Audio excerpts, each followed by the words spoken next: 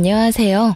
저는 경기도에 살고 있는 열심히 제 삶을 살고 있는 화려한 돌싱입니다.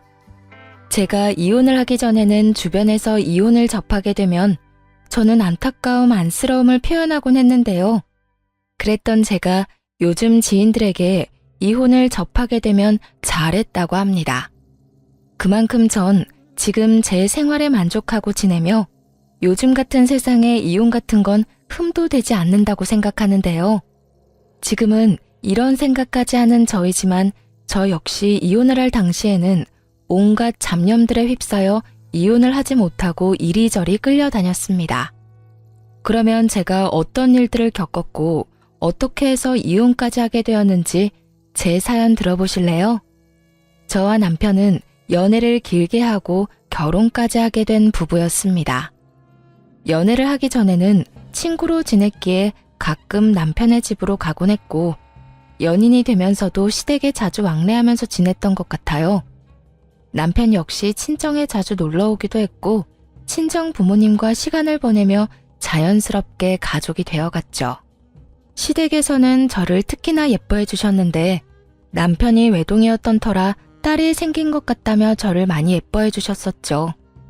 아름아, 넌 좋아하는 음식이 뭐니? 다음에 올 때 그걸로 해주마. 저 다 잘 먹어요. 어머님은 뭐 좋아하세요? 제가 다음에 해드릴게요. 그 작은 손으로 요리까지 할 줄 알아? 잘은 못하는데 기본적인 거 몇 가지만 할 줄 알아요. 어머님 입맛에 맞을지는 모르겠지만요. 당연히 다 맛있겠지. 아름이가 만들어주는 거면 소태밥도 맛있게 먹을 수 있는걸?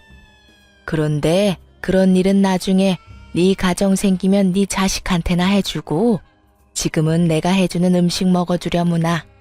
난 아름이니가 맛있게 먹는 모습 보는 게 너무 좋단다. 허구한 날 허겁지겁 전쟁 치르듯 먹는 남자들만 보다가 너처럼 오물오물 토끼처럼 먹는 거 보고 있으면 이 엄마가 너무 행복해. 시모는 늘 저에게 귀엽다, 사랑스럽다, 행복하다 등의 말을 해주었고 그런 말을 들을 때마다 제가 특별한 사람이 된 것 같아 참 행복하더라고요. 여러모로 전 그런 시댁 분위기가 좋았고 남편을 사랑하기도 했지만 이런 시댁이라면 저도 가족으로 인정받고 사랑받을 수 있겠다는 생각이 커 결혼까지 하게 되었습니다. 단 한 번의 큰 소리도 조금의 의견 충돌도 없이 결혼까지 마치게 되었고 친정을 비롯해 시댁까지 화기애애한 그 자체였어요. 첫 명절이 오기 전까지는요. 아무래도 명절, 제사에 대해 들은 것이 많아 어쩔 수 없이 긴장이 되기도 하고 우리 시댁은 어떤 분위기로 나를 대할까 하는 걱정도 되더라고요. 하지만 이런 제 우려와는 달리 저와 남편이 시댁에 도착하니 이미 시모 혼자 음식을 준비하고 있더군요. 전 당연히 제가 오면 함께 시작할 거라 예상했던 터라 이런 상황은 생각지도 못했는데 조금 당황스럽더라고요. 죄송스럽기도 했고요. 심지어 준비만 하신 게 아니라 이미 반 이상을 해놓으신 터라 전 급하게 옷을 갈아입고 나머진 제가 하겠다며 앞치마를 하고 나섰습니다. 어머님, 이제 제가 할 테니 들어가서 쉬세요. 전 당연히 제가 오면 시작하실 줄 알았는데 언제부터 하신 거예요? 죄송해요. 다음부턴 좀 더 일찍 올게요.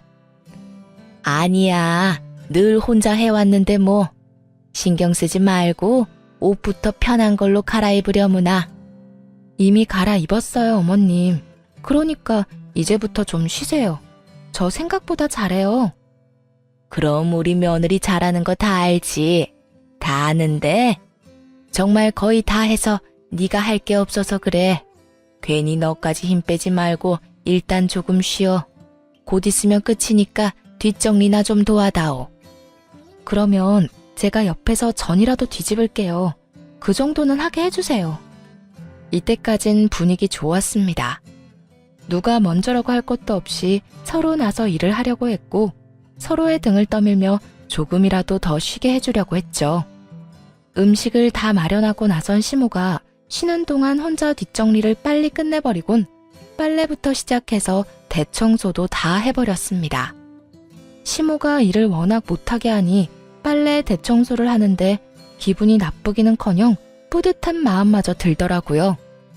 혼자 아침부터 고생했을 시모에게 조금이라도 도움이 되었다는 생각에서 말이죠. 이런 제 마음을 알았는지 시모는 이런 말까지 해주더군요. 어쩜 그렇게도 손이 야무질 수가 있는지. 덕분에 이번 명절엔 몸살 걸릴 일 없이 잘 지나가겠구나. 음식 준비부터 뒷정리도 잘하고 아주 집안일을 우리 아름이가 다 해준 덕에 이 엄마가 편하구나. 시모는 제 두 손을 쓰다듬으며 애정을 듬뿍 담은 말을 해주었고 사랑받고 있다는 생각이 들어 참 기쁘더라고요. 그렇게 좋은 분위기에서 명절을 보냈고 친정으로 가기 전 저희를 배웅해 주시는 시모에게 준비한 용돈 봉투를 드렸죠. 어머님, 저희 이제 가볼게요. 덕분에 많이 배우고 맛있게 먹고 잘 쉬다가 가요. 아, 그리고 어머님, 여기 용돈이요. 첫 명절이고 해서 준비했어요. 시모는 정말 생각도 못했다는 듯 놀란 눈을 하고 봉투를 보더라고요. 이걸 받아도 되나 하는 고민을 하는 시모의 손에 저는 봉투를 쥐어드렸고 시모는 감동한 듯 저를 보며 이렇게 말하더군요. 어머나, 이런 거 필요 없는데. 이래서 다들 딸 타령을 하는가 보구나. 우리 아들은 생전 이런 봉투 내미는 법이 없었는데. 에이, 엄마, 생신 때 용돈 드렸잖아요. 생일마저 입 닦으면 네가 아들이야? 그건 당연한 거야. 어찌되었든 아가, 고맙다. 내가 잘 쓰마. 여기까지도 좋았습니다. 그런데 봉투를 확인한 시모가 불현듯 이런 말을 하더라고요. 미세하게 굳은 표정을 지어 보이면서요. 그런데 혹시 너희 친정에도 명절이라고 봉투 준비했니? 전쟁의 시작과도 같은 질문이었습니다. 시모는 살짝 굳은 표정으로 저에게 물어왔고 시모의 의중을 알 수 없었던 저는 있는 사실 그대로 대답했어요. 굳이 숨길 필요도 없었고 차별을 두어 준비를 했던 것도 아니었으니까요. 네, 친정도 봉투로 준비했어요. 저는 매년 친정에 용돈 드렸었거든요. 그래서 올해도 마찬가지로 준비했어요. 그 순간 시모의 표정이 걷잡을 수 없이 굳어지며 완전히 다른 사람처럼 저에게 따지듯 닥달을 하더라고요. 그런 법이 어디 있니? 이제 시집 왔으면 친정을 챙길 필요 없지 않니? 넌 이제 우리 집 사람인데 왜 친정까지 챙기는지 모르겠구나. 애 없을 때 한 푼이라도 더 모을 생각을 해야지. 이제 보니 우리 아름이가 다 좋은데 돈 쓰는 씀씀이가 좀 해픈 것 같네. 너희 돈 관리는 누가 하니? 네가 하고 있으면 우리 아들한테 맡겨. 알겠지? 그리고 용돈 같은 건 앞으로 친정해 주지 말고 다 너희 생각해서 하는 말이야. 과연 내가 알던 시모가 맞는지 의문이 다 들더군요. 어떻게 돈 앞에서 사람이 이렇게까지 이중적인 면모를 드러내다니요? 얼마나 충격적이었으면 말문이 막히는 것은 물론이고 기분이 나쁘다는 생각조차 들지 않았어요. 제가 아무 말도 하지 않고 있자 제 눈치를 살피던 남편이 입을 떼더라고요. 에이, 엄마, 그런 건 우리가 알아서 할게. 자자, 우리도 이만 가봐야겠다. 우리는 갈 테니 푹 쉬어요. 그렇게 남편의 손에 이끌려 친정에 가게 되었고 저는 친정에서 어떻게 지냈는지도 모를 만큼 넋이 나가 있는 상태였죠. 모든 일정을 끝내고 집으로 돌아오자 그제야 제가 무슨 말을 듣고도 말 한마디 하지 못한 건지 자각이 되더라고요. 그와 동시에 화가 올라왔고요. 여보, 혹시 나 당신이랑 사는 동안엔 우리 집에 용돈도 주면 안 되는 거야? 갑자기 그게 무슨 말이야? 아, 엄마가 한 말 때문에 그래? 그 말을 뭘 신경 쓰고 그래. 그냥 그런가 보다 하고 신경 쓰지 마. 엄마한텐 알겠다 하고 우린 우리가 하고 싶은 대로 하면 돼. 아무리 그렇게 하면 된다고 해도 나 어머님 말씀 기분이 너무 나빠. 어떻게 그렇게 말씀하실 수가 있어? 시집 온 딸은 자식도 아니야? 뭘 그런 말을 곱씹고 있어. 괜히 당신 기분만 나쁘게. 워낙 옛날 분이라 그래. 그런 부분에선 아무리 설득하고 타협하려고 해도 도무지 안 되더라고. 그러니까 당신도 그냥 들어도 못 들었다고 생각하고 지내줘. 응? 그거 말고는 다 당신 편하게 맞춰주시잖아. 아무리 그래도 기분이 상하는 걸 어떻게 해.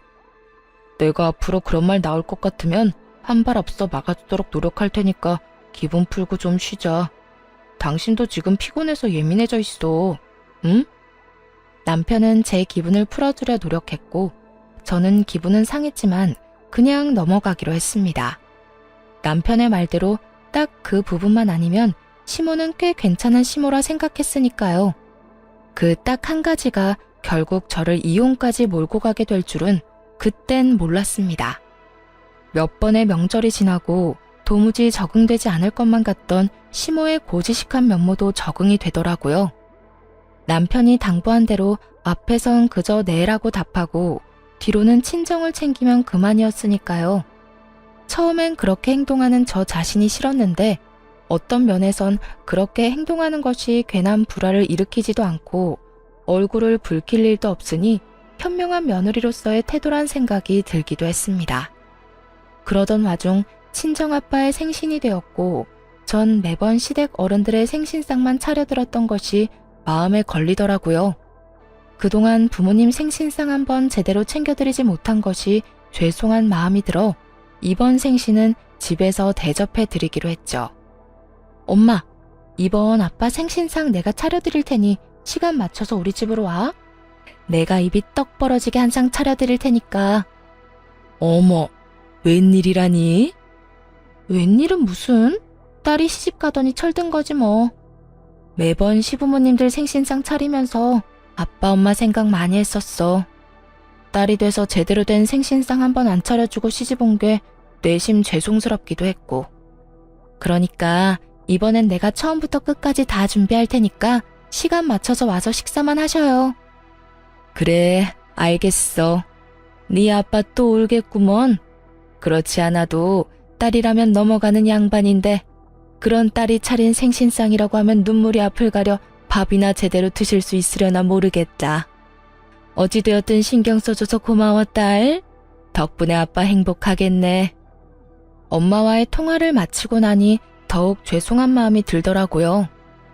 이렇게 기뻐해 주실 줄 알았다면 진작 모셨을 텐데 하는 마음에서요. 전 더욱 생신 준비에 박차를 가했고 전날 장보기를 마치고 당일 아침부터 일어나 생신상을 준비했어요. 아침 일찍 일어나 남편 출근시키고 생신상 준비를 하는데 시모에게 전화가 오더라고요. 평소에도 통화는 자주 하던 터라 전 아무 생각도 의심도 없이 그 전화를 받게 되었습니다. 아름아, 우리 아들이 그러는데 오늘 사돈어른 생신 너희 집에서 한다며? 그 순간 정말 할 수만 있다면 남편 입을 찢어버리고 싶은 심정이었어요. 평소 시모가 어떤 사상을 가지고 있는 줄 알면서 그런 말을 전하는 것이 제정신 박힌 사람이 할 수 있는 일인가 싶더군요. 네, 밖에서 외식하는 것도 부담스럽고 해서 집에서 모시려고요. 좋은 변명이었다고 생각한 저와는 달리 시모는 제 생각보다 더 대단한 사람이더군요. 제 말에 이런 말을 했으니까요. 외식을 할 필요가 뭐가 있어. 그냥 친정에 가서 있는 반찬에 밥이나 한 끼 먹으면 되는 거지. 다른 것도 아니고 생신이니까 내가 이때껏 네 친정 생신은 챙기게 두었는데 아무래도 안 되겠구나. 앞으로 생신도 챙기지 말거라. 어떻게 된 사람이 이런 말을 할 수가 있는 걸까요? 같은 여자, 같은 며느리의 경험이 있는 사람으로서 다른 것도 아닌 부모님의 생신을 챙기지 말라고 명령할 수가 있는지 이해가 되지 않았어요. 부탁, 권유도 아닌 명령조 시모의 말투에 저 역시 화가 났어요. 네? 아무리 그래도 생신은 챙겨야죠. 생신 챙긴다면서 괜한 낭비하니까 그렇지. 오늘도 봐라. 내가 너희 집 잠시 들린다고 우리 아들한테 연락 안 했으면 이딴 짓이나 하고 있다는 것도 몰랐을 거 아니니? 요즘 물가가 얼마나 올랐는데 생신상을 그것도 집에서 차려준단 말이니? 네가 우리 아들 집에서 그딴 짓거리 하면 퇴근하고 피곤한 우리 아들 제대로 쉬지도 못하고 그게 뭐 하는 짓이냐고? 혹시 아세요? 너무 화가 나면 아찔해진다는 것을요. 저는 생전 처음으로 너무 화가 나 아찔해지는 기분을 느끼게 되었고 그 순간 이때껏 참아왔던 모든 것을 터뜨렸어요. 어머님, 정말 해도 해도 너무하네요. 다른 것도 아니고 생신인데 제가 이 정도도 못 해드리나요? 그거 얼마나 한다고. 그리고 생신상에 드는 비용도 제가 번 제 돈으로 마련하는 거라고요. 그리고 저희가 사는 이 집, 어머님 아들 집이 아니라 제 집도 된다고요. 집 살 때 제 돈도 절반 들어간 거 뻔히 아시면서 왜 그렇게 말씀하세요? 너 지금 나한테 따지고 드는 거니? 다 너 잘 되라고 하는 말인데 네가 이런 식으로 나오면 나 정말 섭섭하다. 너 잘 되라고 하는 말, 그 말이 전 그렇게 싫더라고요. 정말 제가 그리고 저희가 잘 되길 바란다면 이런 식의 강요는 아니지 않나요? 제가 나쁜 길로 빠져 쓰면 안 되는 곳에 돈을 낭비하는 것도 아니고 다른 사람도 아닌 저를 낳아주시고 정성으로 키워주신 부모님께 이 정도 돈과 시간도 쓰면 안 되는 거냐고요. 시모는 늘 우리가 잘 됐으면 한다는 말을 방패로 삼으며 저를 억압해왔고 전 이제 그 억압에서 벗어나기로 했죠. 저도 섭섭해요, 어머님.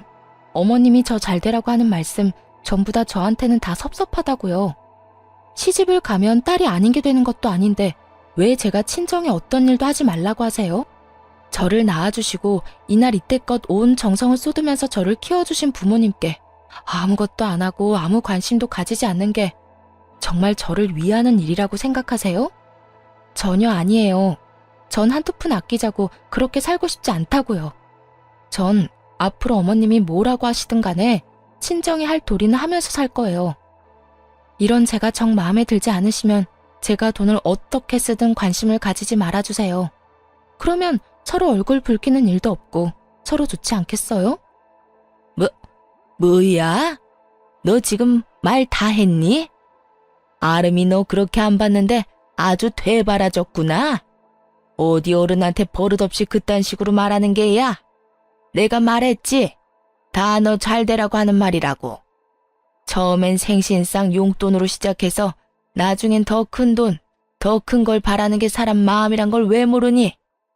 네 친정 부모님이라고 다를 줄 알아? 나이 더 들면 기댈 거라곤 자식밖에 없을 텐데 그때 가서 너 어떻게 하려고 지금부터 지갑 노릇을 하려고 하냔 말이다. 저희 부부가 진짜 누구의 지갑 노릇을 하고 있는데 이딴 말을 하는지 모르겠더라고요. 시모는 친정에는 용돈도 주지 말라고 하며 달마다 저희에게 용돈을 받아 쓰는 것도 모자라 병원도 회사 다니는 저를 꼭 데리고 다니며 그 병원비조차도 저에게 다 내라고 하는 사람이었습니다. 그런 사람이 저딴 말이나 하니 퍽이나 진정성 있어 보이더라고요. 제발 그 말 좀 하지 마세요. 다 저 잘 되라고 한다는 그 말이요. 그게 어떻게 제가 잘 되라고 하는 말이에요? 그리고 지갑이요? 그런 식으로 따지면 저희가 어머님께 매달 드리는 용돈부터 각종 병원비까지 더는 도움을 드리면 안 되겠네요. 어머님 역시 이제 기댈 거라곤 외동아들 하나뿐일 텐데 사람 마음 모르는 거라고 저희한테 더 큰 걸 바라면 어떻게 해요? 그걸 말이라고 하니? 진정하고 시댁이 갔니? 내가 누누이 말하지 않았니? 시집 오면 넌 친정 사람이 아니라 우리 이 시집안 사람이라고. 넌 이제 우리 가족인데 가족인 날 돕는 건 당연하지. 저한테는 그 모든 게 당연하지 않으니까 그렇게 살고 싶으신 어머님이나 친정 다 무시하면서 잘 사시고요. 저한테 더는 강요하지 마세요. 저 이만 끊을게요. 더 이야기 나누다간 정말 어머님하고 사이 틀어질까봐 겁나네요. 그러면 들어가세요. 저는 전화를 끊어버렸고 시모에게서 전화가 계속해서 왔지만 연락을 받지 않았죠. 정말 생각하면 할수록 화가 나더라고요. 시부의 생신날엔 시모와 함께 여행을 보내드렸고 시모의 생신날엔 명품 가방을 선물했었습니다. 물론 선물과는 상관없이 생신상까지 차려드렸었고요. 그땐 이런 며느리가 또 없다고 덕분에 이런 호강을 다 누려본다고 했던 사람이 어떻게 그깟 생신상 한번 마음 편하게 차리지도 못하게 하는 것인지 너무 화가 나더라고요. 이런 부모도 부모라고 그 큰 돈을 들여가며 신경을 쓰고 대접했던 저 자신에게도 너무 화가 나기도 했습니다. 하지만 언제까지나 씩씩거리며 화를 내고 있을 수는 없는 노릇이었어요. 처음으로 차려드리는 친정아빠의 생신을 이딴 식으로 망치고 싶진 않았거든요. 그래서 전 마음을 가다듬고 기뻐하실 부모님의 얼굴을 떠올리며 생신상을 준비했고, 밑재료 준비를 끝내고 한숨 돌릴 때쯤 거칠게 문을 두드리는 소리가 들려오더군요. 야! 야! 문 열어! 이 문 당장 열어! 설마 했던 우려가 현실이 되는 순간이었어요. 화가 머리끝까지 난 시모는 집으로 들이닥쳤고, 제가 문을 열어주자마자 저를 밀치고 집으로 들어오더니 화를 내며 기껏 준비한 재료들을 다 엎어버리기 시작하더군요. 이게 무슨 짓이에요? 그만두세요. 그만하시라고요. 이거 놔라 이년아. 네가 그만하라고 하면 내가 그만할 줄 알아? 어디 건방지게 뭐? 강요하지 마. 신경을 꺼. 내가 너한테 어떻게 했는데 네가 감히 나한테 그런 식으로 명령을 해. 이 고약한 년. 내가 너 버릇을 단단히 고쳐줄 거다. 생신상? 웃기지 마. 내가 절대 아무것도 못하게 해줄 테니까. 아무리 말려도 눈이 돌아버린 시모를 말리는 건 불가능했어요. 이미 재료들은 손 쓸 수 없이 망가진 상태였고, 제가 말리면 말릴수록 시모는 더 격하게 난동을 부리더군요. 시모는 아예 집에서 어떤 음식도 만들게 하고 싶지 않았는지 아예 냉장고 문까지 열어 모든 음식들을 다 꺼내 바닥에 쏟아부어 버리더군요. 전 그저 그런 시모를 지켜보며 분이 풀릴 때까지 지켜보기로 했죠. 그러면서도 남편에게 연락해 당장 집으로 오라는 말을 전했고, 시모의 난동을 부리는 모습을 동영상으로 남기기도 했습니다. 네 년이 감히 날 우습게 봐? 이게 오냐오냐 해줬더니 어른 무서운 줄 모르고 날뛰는 꼴이라니. 내가 이렇게까지 하는데도 네가 생신상 차려낼 수 있을지 두고 보자. 시모는 끊임없이 저를 향한 분노를 뱉어내며 난동을 부려댔고, 그 사이 집에서 가까운 회사에 다니던 남편이 집으로 불이 나게 뛰어들어오더군요. 모든 광경을 목격하게 된 남편은 많이 놀랐는지 멈칫거리며 입을 벌리더라고요. 그것도 잠시 반찬통을 들고 바닥으로 집어던지려는 시모를 가까스로 저지한 남편은 시모에게 소리를 지르며 화를 냈어요. 엄마, 이게 다 뭐야? 도대체 이게 무슨 짓이야? 이 사람이 무슨 잘못을 얼마나 했다고 이딴 짓까지 하냐고. 이거 놔라. 저 물건이 나한테 한 말 들으면 너도 내가 왜 이렇게까지 했는지 다 이해할 것이다. 저 사람이 어떤 말을 어떻게 했든 이건 아니지. 엄마가 뭐 때문에 화가 났는지 대충 알겠는데 그 어떤 이유로 얼만큼 화가 났던 간에 이건 아니야. 자신을 이해하기는커녕 저를 두둔하고 나서는 남편을 보며 시모는 더 큰 분노를 느끼는 듯했고, 그 분노의 화살은 다시 저에게로 향하더군요. 너 도대체 내 아들한테 뭐라고 했길래 내 아들이 나한테 이렇게 화를 내? 그리고 이를 데가 없어서 회사에서 열심히 일하는 사람한테 전화질을 한 게야? 너 이렇게까지 생각 없는 물건이었어? 그 순간 어떤 생각이 들었는지 아세요? 다 포기하고 싶다, 다 버리고 싶다였어요. 난장판이 되어버린 집만큼 제 마음 역시 난장판이 되어버린 상태였고, 무엇보다 이 모든 광경을 부모님께 보이면 절대로 안 된다는 생각도 들었습니다. 다른 날도 아닌 생신날 이런 광경을 보게 된다면 그런 불효도 또 없을 테니까요. 화를 낼 가치도 없는 사람에게 화를 내고 싶지도 않았어요. 우선 전 봉지를 찾아들고 시모가 다 엎어버린 재료들을 챙겨놓고 시모의 손에 꽉 쥐어주며 이렇게 말했어요. 이거 덕분에 저는 못 쓰게 됐으니까 가져가서 저녁해 드세요. 어머니 말대로 요즘 물가가 장난이 아닌데 그냥 버릴 순 없으니까요. 어머님이 다 망쳤으니 어머님이 책임지시고 해결하시라고요. 그리고 뒷정리도 다 하고 가세요. 어머님 말대로